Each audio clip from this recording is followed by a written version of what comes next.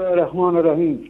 با عرض سلام به خدمت ملت‌های فارسی زبان در ایران، تاجیکستان و افغانستان و در دیگر جاهایی که با زبان فارسی تکلم می‌کنند، می‌خواهم که به شما بگویم که ای ملت‌های مسلمان فارسی زبان پیرو قرآن مجید و سنت رسول الله صلی الله علیه و سلم که هستید، بدانید که مذهب شیعه صفوی هجرت به اسلام و قرآن ندارد.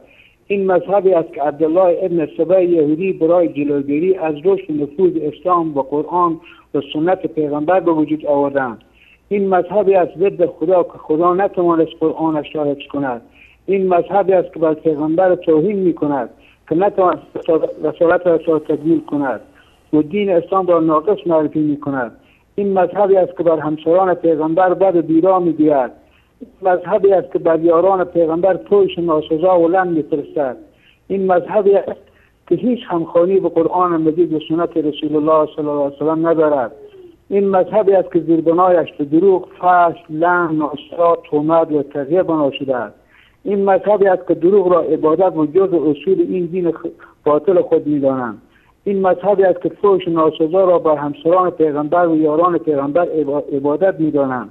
این مذهبی است که غیر از صداقت که ندارد همش نیرنگ، فرید، دورویی، منافقت، تقیه، یعنی منافقت که جزء اصول این دین خرافی به شمار می‌رود. تشکر میکنم از این برادر عزیز گرامی. مثل اینکه پیام ایشون ناتمام موند. امیدواریم که بتونن ادامه صحبت‌هاشون رو هم برای ما بفرستن.